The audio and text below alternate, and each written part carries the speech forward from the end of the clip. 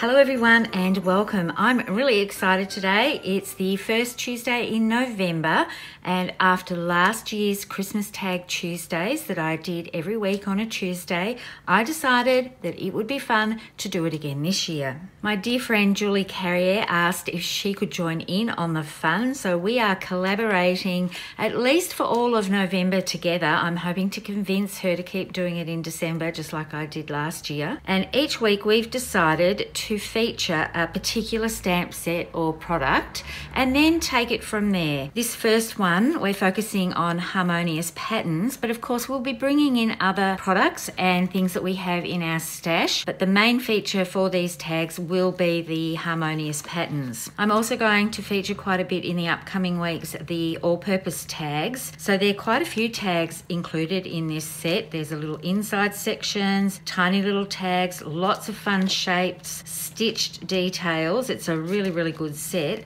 And for today's tags I'm going to be using this long skinny one, but I'm going to adapt this to make it a little bit bigger. I'm also going to use the Moxie alphabet, so I'm going to use the stamps and the thin cuts because I'm creating a series of tags today. So what I thought would be fun to do is start off this first week with a 12 days of Christmas type tags. The other things I'm going to be using are the metallic paint markers in gold, and I've got some strips of cardstock cut in white and in black because I'm doing black and white tags, and these are cut at 7/8 of an inch by 6 inches. So you can see I'm going to be creating some long tags, and being a 12 days of Christmas I'm going to alternate between white and black. I've got some embellishing thread, and you can see hiding under here I've actually got a crochet hook to help me with tying off the embellishing thread. The first thing I'm going to do is to create the actual tag pieces. Now I've brought in my little old Cuttlebug for this because it fits nicely on my desk, and we're going to be doing some partial cutting with this.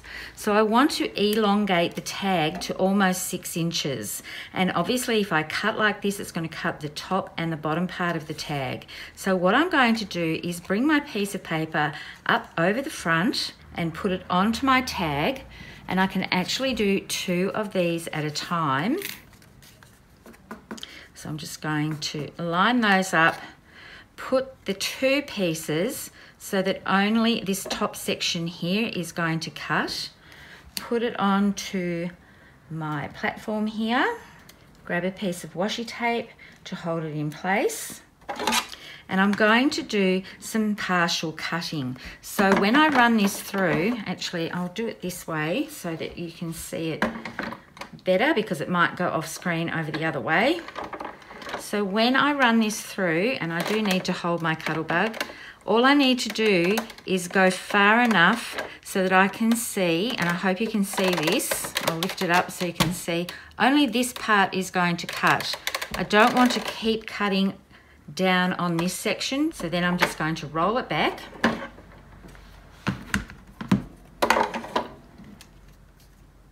peel back my washi tape carefully, take this piece out, and then I'm going to feed it from the top, but I'm going to go in the other direction so that we can cut this bottom section so I get the stitched element that is on this tag. Line that back up again, my piece of washi tape, run this through, and once again I'm only going far enough so that this bottom piece will cut. I don't want the top side to cut. I'm going a bit back to front than what I normally do with my die cutting, so it's hard to work out which way to wind the handle. And you can see now I've got 2 pieces. I just need to push out that hole. And my washi tape has caught on this because I didn't peel it back quite right. So I will cut another one of those. I'll just show you the process again. It's exactly the same with the black. These are cut at the same size. I'm going to go in through the top. So what I'm going to do for these black ones is bring in some of the CTMH low-tack tape. I'm going to line this up, and I'm going to adhere this with the tape mainly going over the die cut area just to hold it in place. And then I'm going to do the same thing, just wind this partially through, enough so that just the top of the tag comes through the winding system.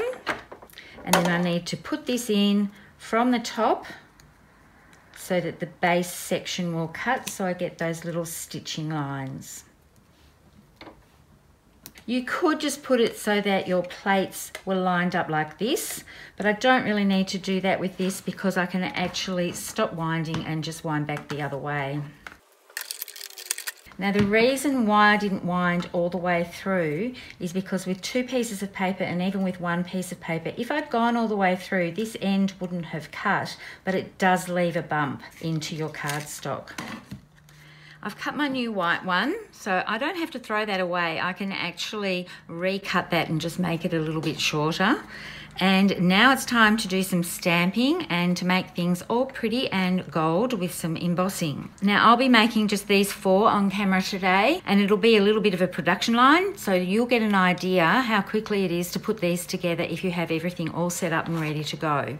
So I have 2 of these 3x3 blocks, so I've got 2 of the backgrounds all lined up, and I want to give you a tip on how I've lined up the plaid part. I'm going to turn this over and bring in 2 pieces of copy paper. One's going to be for my stamping and one's going to be for my heat embossing. So I'm going to do the black ones first. Now the reason why I've put this here is because I need to use my anti-static pouch, and because I'm on camera I don't really have time to run away and clean things off. You do get a lot of white powder onto your mat, but you can just wipe it with a damp cloth and that fixes the residue that you've got on there. Then I'm going to bring in my Versamark. The first one I'm going to stamp is this music one.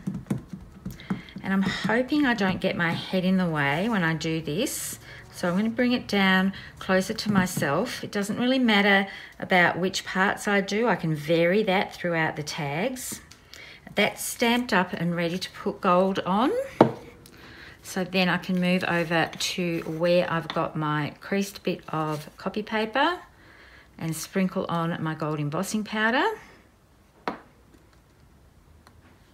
And set that aside so I don't bump it. And then I'm going to do this plaid. I'm hoping you're going to be able to see what I'm doing here with the black. The section I'm going to ink up is this part because it's closed all the way around the 3 edges with the more solid part of the pattern. And I'm not going to stamp it down here so that it's open-ended. I'm going to do this and then repeat stamp it so it closes it off, so the pattern will close off at the end with this part. So I've worked out that when I do this, I line up the bottom sections because I can see through here where the edge of the paper is and the edge of this open section is, so I get it nice and straight, and just move it up a little bit so that I've got black on each side and there'll be a pattern running through at the top and the bottom of the tag. And then I'm going to put my embossing powder on. So you can see by having everything all set up and ready to go that you get a nice flow going on. Now before I heat emboss this, I'm going to go back in because now I can see the powder. I'm going to line this square open part up with this one here. And this is where my head's going to get in the way, so I do apologise, but I want to get over this so I can see. So I've got that lined up, and then all I need to do is move this down until I can see where the gold embossing finishes. And then I can just dip this end piece into the embossing powder. So that's all ready to heat emboss. Now you don't have to heat set these pieces straight away. As long as you don't bump them, they can sit there and all be heat embossed together with all your other tags. So I'm just using the anti-static pouch again on here. I need to clean off my stamps, and then I'm going to put the dots on one block and the trees on another. So if you were doing a production line of these, you could do multiple stampings depending on how many blocks you've got with one of the patterns and then move on to the next pattern. Those aside, and then I'm going to do the dots. And I have a little bit of a trick with the dots as well. So don't stress about where you're going to get the most coverage, because we can add some in with some of the wonderful gold metallic markers. The paint markers are just fabulous. I saw my friend Katie Donaldson-Taylor that she recently did in our 31 days of Christmas card event, and I just knew I had to have them, and I'm so glad that I've ordered them. I've got the silver ones coming. They've landed in Australia, so I can't wait for those to arrive as well. So we have a little bit of exciting news that you want to just keep peeled for with the 31 days of Christmas card event. It is reopening soon. If you missed out, you can do the replay. So watch out for announcements about that very, very soon. All right, so now it's time to do the heat embossing on these. When you're doing heat embossing is to make sure that your heat gun is really warmed up before you apply it to the paper. So I'm going to come in from the back and heat, and I'm keeping on moving my heat gun around until I see everything go nice and shiny and the powder melts. And then once it's melted a little bit and it's not going to fly away, I can put it down onto my all-purpose mat because that is heat resistant, and then keep everything going. And you can see when the heat gun is really warmed up, it really doesn't take long for the powder to melt at all.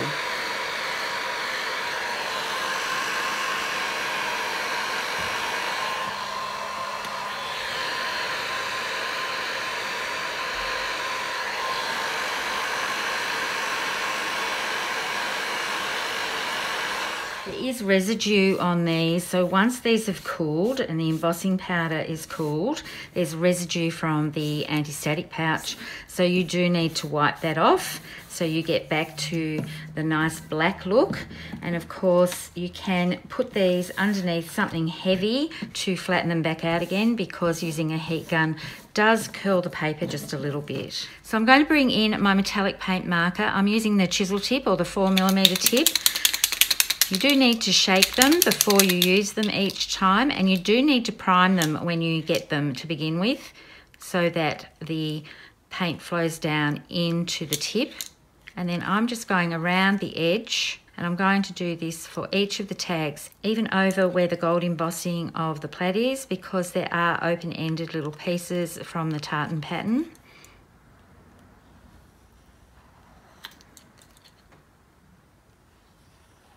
And it really doesn't take long to do at all.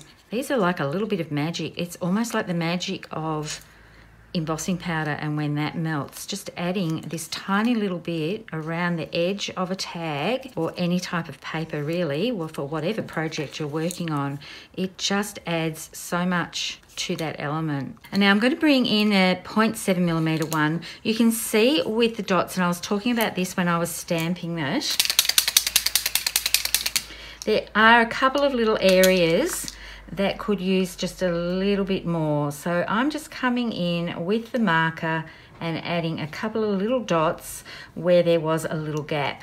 And then I can use this same marker to do the to and the from. So I can actually write to, and look at how beautifully that writes onto the cardstock. And I can do that with all the backs of these. These little tags that I'm doing are a series, as I said, the 12 days of Christmas, so they are just going to one person. So I don't necessarily have to write the to and the from, but I can put a tiny little message in there as well. The next thing I'm going to do is line these up on my Versamat because I want to add the numbers. And because I've already prepped some of these, I know exactly where I want my numbers to go. Now, you would think I would be starting at day 1, but I've already done 8 of these. So I'm starting at day 9. I'm going to bring in some glue. I'm not using foam tape, and all I need to do is a little bit of glue around the middle section. I'm leaving the bottom and the top edge clear of glue, and then they're coming in at around 4 inches or so from the bottom. So I'm doing white on white and black on black. You could change them around if you wanted to. You could put black onto white, but I actually like keeping the colours the same.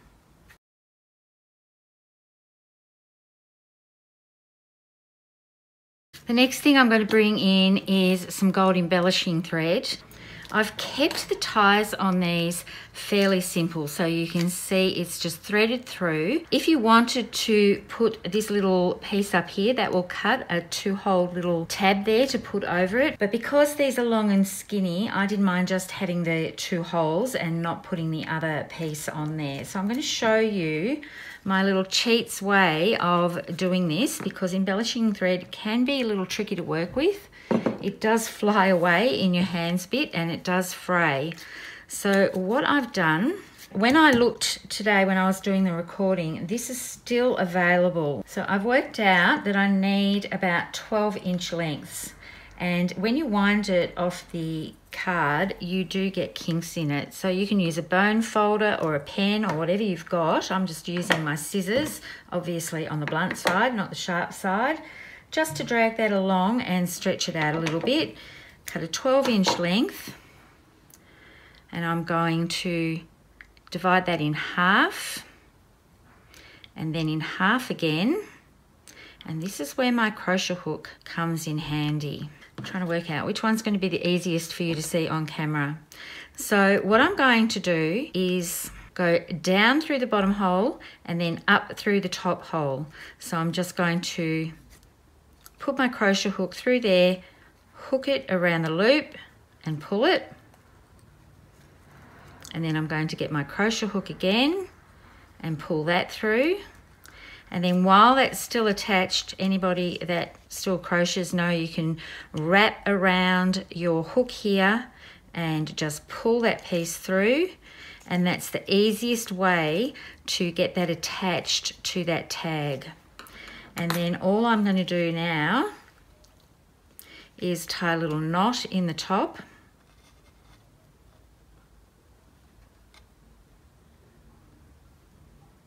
And I've done that fairly loosely, so I'm holding this end bit where all those pieces meet at the top and just easing my knot to the top, and then I can just trim that section off. I really love how these elongated tags look.